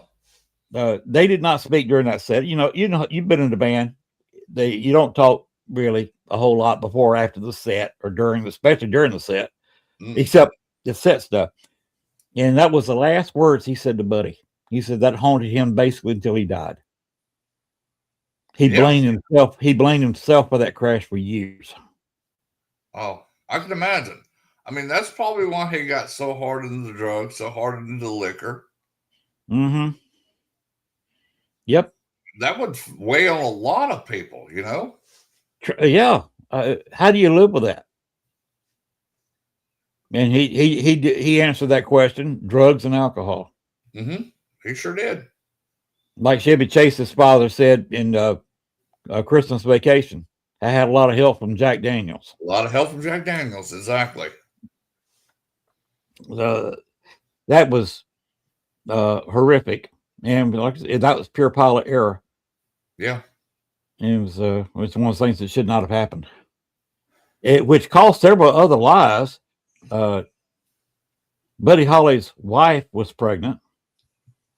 He was only there because his manager, they were having issues, and he had broken off with the manager, and that's why he broke off with the Crickets. The Crickets were not with him. on this Oh, tour wow. because he broke off with the Crickets. The Crickets were signed under contract with the manager. So when Holly basically fired him and got out from under him, but his money was still tied up where he couldn't get it. Buddy Holly was, let's say, rich. He may not have made millionaire status quite yet, but he was well on his way. Yeah. But the manager tied it up in banks under his name, the manager's name. So the manager was making all the interest off Buddy Holly's money. And he still hadn't got that all untied. Buddy Holly did not want to go back on tours. In New York, he wanted to produce. He wanted to write songs for other people. Mm-hmm. But he couldn't make a living quite yet because it wasn't that started that yet doing that, the side stuff. So the tour came out. He went because he needed the money because his money was all tied up. His pregnant wife found out about it watching the news. This goes back full circle to us talking about news. And it actually made the current laws to where CNN, Fox, MS Now, whatever they want to call themselves, says we can't announce the name of the victims until the next of kin. So maybe 2 or 3 days before you hear that name. Yeah. This is what started it. Was this plane going down? Because she found out watching a newscast or listening to the radio, probably listening to the radio. Yeah. And heard that Buddy Holly had been killed, and she went immediately and had a miscarriage. Oh my gosh. And there was another singer that was come up at that time, wrote a song, not American Pie. That came years and years, decades later. I wasn't even born when that plane crashed. There was another singer coming up along the same time. He was affected. He's like you. He probably was, if you talk to him, was a little bit empathic, maybe more than a little bit. And this devastated him. He wrote a song about Buddy Holly specifically and about the plane crash in general. And he went in kind of in a depression thing. It affected his career. And he refused to fly to start with. Finally got to a point where you have to fly sometimes. When they book you, you've got so long to get from one town to another, you take a plane. He died in a car crash going to the airport. Good gosh. And it's kind of the fault of this plane crash that he was in that situation. So he was kind of another victim of the plane crash. Wow. And so that was actually 4, with the 4th one dying kind of indirectly because of the plane crash. 4 of your first rockers, because remember, rock and roll had not been invented yet. That saying had not been coined yet. No. There was no rock and roll. They were creating rock and roll as they went. Yes, they did. But 4 of the voices of the new would be called rock and roll were silenced. 3 on a plane crash and 1 several months later in a car crash. See, they died in what, 54, 55? 59. Okay. So they were there right there with Elvis back in the 50s starting rock and roll. Okay. I bet they did I bet they did like Louisiana Hayride together and stuff. I believe they knew each other. Oh, I'm sure they did. And it set rock and roll backwards for a while, the American sound. Yeah. Because the American sound was gone except for Elvis. Yeah. And it left it wide open for the Beatles to come over here and be the explosion they were and change American music. Yep. Because there was no real American sound, because most of the Americans coming up with the sound were dead except for Elvis. Yeah. And of course, the Beatles first came up and met Elvis. They were amazed because he had a TV with a remote control. Yeah. And they were just amazed. You can sit there and just push these buttons and change the channel on TV.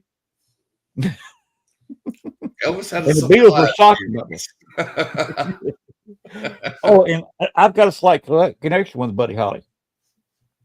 I was doing an investigation with a couple of guys. One of them left the paranormal because he was using it to pick up women. Good God. The other guy was a serious investigator, but his wife had a couple of kids, and you know how that goes. He could no longer afford the paranormal. He had a new house. He had 2 new cars. So the paranormal took a sidestep, and he's out of the paranormal voluntarily because he just couldn't afford it anymore. But we were investigating an apartment, and I don't say this too much on my show. It's kind of a long story, but you've done this before, hadn't you? You channeled, put yourself into a trance and channeled. Yes. Okay. I was channeling. The other 2 guys, they were both smokers. They both had to go outside. And by the way, Dave Olson, I think he announced his retirement a few months ago. He was actually, at this time, a Chicago police officer. But they went outside out front to smoke. And I of course, being a non-smoker, I didn't want to go out there. So I sat there in the living room and started channeling. And I want to go back to about when the hotel unit was built, 1957. I was about a year old. So I went back and actually could see the building under construction during the daytime. You see construction workers, the part laid out, the foundation being put down. And a car went by. That car was playing a certain Buddy Holly and the Crickets, just before they broke up, song very loudly over the radio. It was, and they had it loud enough where I heard the song clearly. I got jarred out of the trance when the people who were living there, they were in their bedroom. They were taking a break too. And she comes out of the door noisily, looks around. I come out, I'm looking at her. She's shaking her head, looking both ways, and slams the door loudly. So I waited till the guys came back in. I said, look, I'm going to ask. I called her by name. I don't remember the name. This was 15 years ago. I said her name. I said, I'm going to ask her the name of a song, the name of a group, the name of the song, and let's see if she can name it. I told them the circumstances. I said, Buddy Holly and the Crickets. Let's see if she can name that. So they came out, and I said, okay, why did you come out of the room? She literally scared the pudding out of me, coming out noisily and then slamming the door back closed. Why did you come out of the room? She said, because I heard music playing, and I thought somebody was out here playing our radio. I said, how loud was it? She said, I understood the words. I could hear the music and the words to the song. I said, there was nobody out here on the radio. She said, yeah, when I came out the door, the music stopped, and I realized it wasn't coming from the living room. That's why I slammed the door back shut. I didn't know what it was. I said, can you name the song? And can you name the group? She said, Buddy Holly and the Crickets, and named the name of the song. The guys I was with freaked out. And I think even today, Dave Olson thinks I was in cahoots with the girl. Oh, wow. Because there's no way that happened. There's no way that could happen, without something going on. Because he was not in the room. He was outside. Yeah. He was 30, 40 feet from the front door. So he had no clue any of this was going on. He didn't hear the music. He didn't hear her come out that door. I think both of them assumed I had set this up with them just to give them a start. But she opened the door for a few seconds, looked either direction, realized there was no music being played, slammed the door, and I did not speak to her till she came out. When they just after they came in, the other two I was working with came in, and I told them the circumstance, and the couple walked out, and she named that song in front of them. The music was playing so loud through my trance state, back listening to a song that was being played on a car radio in 1957. Yeah. So loudly was it going through me. She heard it in the next room. That's pretty cool, dude. That was absolutely amazing. And the fact that she was able to name the name of the group and the song name, without me asking a question, not giving her any information. That was freaky. My guess was That'll Be the Day. Was that the song? Mm-hmm. Okay. I just heard that in my head after I was like thinking about it. And I heard That'll Be the Day. Mm-hmm. You notice I did not give the name of the song. No, but I picked up on it really quick. That's a little bit thinking in my head. Let Sean think about that a little bit. Well, let me tell you something cool, dude. Me and Lee were both related to Elvis. Really? And yeah, when me and my wife last year, a couple of years ago, we went up to Graceland. Well, on the way up, we stopped at the little house in Tupelo. We're standing outside and just absorbing everything of it, because that's where Elvis was born. And I'm sitting out there, and Gladys comes through the wall and says, "You're welcome here," to me and my wife. Wow. And then the little lady that runs the thing, she opened the door. And I'm thinking, wow, like, this is pretty cool. I just saw Gladys Presley. We walk in, and Gladys was with me the whole time. And she was like when that lady was saying, okay, well, this is where Elvis and his brother Jesse were. They had the cribs over here when he died. Then Gladys is like, Jesse's still here. And I saw the baby. Wow. I saw a crib that wasn't there, but I saw Jesse's laying in the crib. And they only let you stay in there for a few minutes anyway, because they got more people coming through. Right. So we did our little time there, and Gladys said, "I'll see you in Memphis." And I'll be damned, dude. The day we went into Graceland, Gladys was sitting on the front porch waiting on us. That was freaking cool. That was cool. But yeah, I'd recommend anybody ever get a chance to go to Graceland, go. It is like the coolest place, and it's so haunted. Oh God, it's so haunted. When we were in Memphis, we did not go there, but we were only there for one night. Mm-hmm. Now we got to stay in the hotel with the ducks in it. Oh, nice. So we stayed at the Graceland Inn, which was really nice, because that's the one that the Presley Enterprises owns. They built it specifically for Graceland. So it was nice.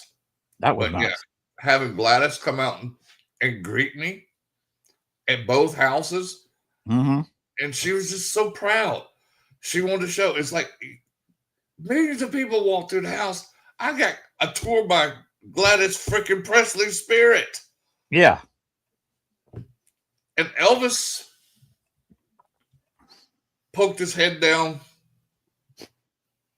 from the second floor. I watched him for about 3 to 5 seconds stick his head out, stick his head back. From what I hear of him, he had a personality anyway. So it sounds like something he was funny, but serious. because he took his fans to heart. I mean, that's what put him in Graceland. That's what put him in the cars. That's what put him in those jumpsuits. So he had nothing but respect for the fans. I just hate the fact, and I understand why. I would just love 2 minutes upstairs, just 2. I could talk to him and Lisa Marie for 2 minutes. I'd be so happy. Oh yeah. Oh yeah. I mean, because we're relatives, we're blood. Mm-hmm. I didn't know that until Lee told me. She did our background through Ancestry.com. And she called me, she says, Blaine, you're not going to believe this. I said, what's going on? She says, dude, we're related to Elvis. I mean, what? Like, yes, that makes sense now. My wife, huge Elvis fan. I'm a huge Elvis fan. I saw him twice in Montgomery, the Garrett Coliseum, 1971 and 1972. Oh, wow. I saw him, and it was funny. My dad took me, and my dad loved Elvis. My mom loved Elvis. My aunt and all my family loved Elvis. We were all there, and my dad worked for the state, so we didn't get the best tickets. But there's somehow me and my aunt ended up front row, and Elvis gave her a scarf, and he shook my hand. I was like, that is so cool.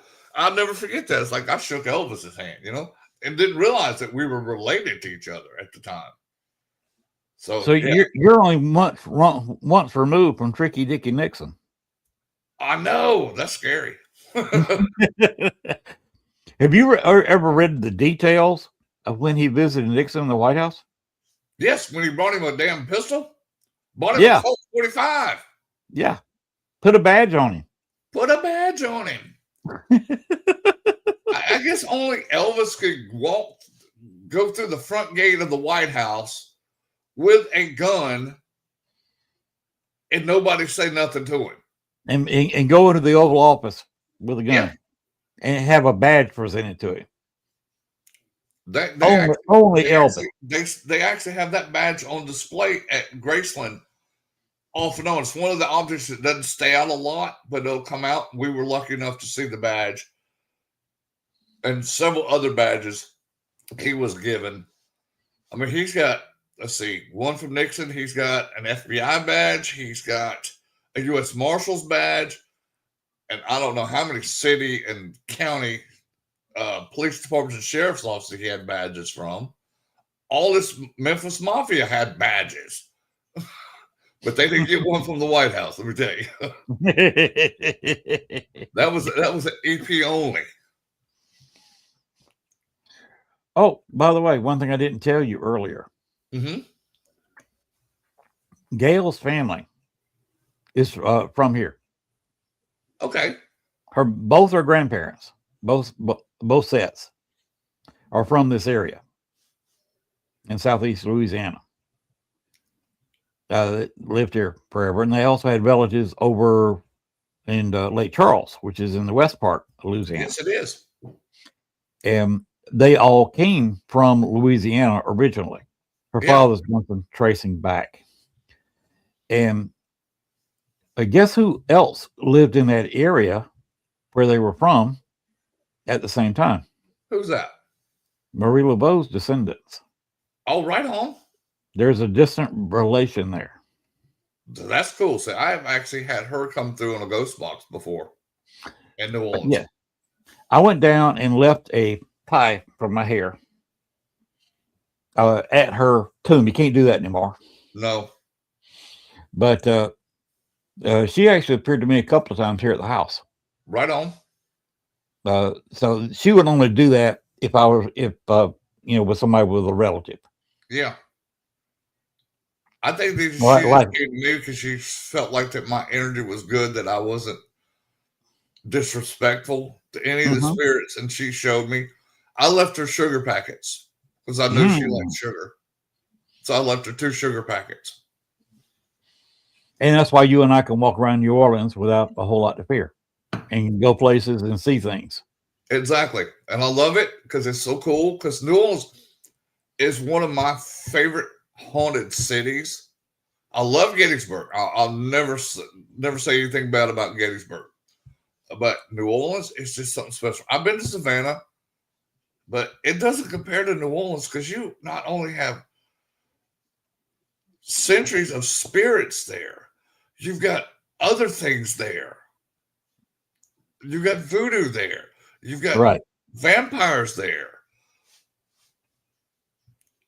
And Which is going to be cool getting Father Sebastian down there. dude, I'm so excited because I want to get some of the locals that are vampires down there to come on and do the show. I want them to come on and do Cryptid Nation with us because I believe that a vampire would be a cryptid because they're not human, they're not animal. There's something in between there. Yeah, this is true. Oh, and by the way, one thing about mirrors and vampires, Yeah. Vampires could now, even if it was true that they couldn't see themselves in an old-timey mirror, the reason being is because it was silver paint on the back of it. Yeah. Newer mirrors built in the last 100 years, silver paint got too expensive. Yeah. Use polished aluminum paint. Yes, they do. So that would not affect the vampire's reflection. Interesting. Very interesting. Quite interesting. It's amazing the things you can pick up in this business. I love it too. Just like, because, you know, people only know the lore. They don't know that where the origins came from. Right. They think that it was, Vlad the Impaler. No, it went back. If you go back to history of it, the vampires go back to Mesopotamia. Yeah. They go way back. It may have been all related. I say may, depending on what you believe. Going back to Adam's first wife, Lilith. And of course, she split off with Adam because she liked the Amazon position in sex. Yeah, but she didn't want to be. She wanted to be an equal. Right. Well, she also had wings. Yes, she did.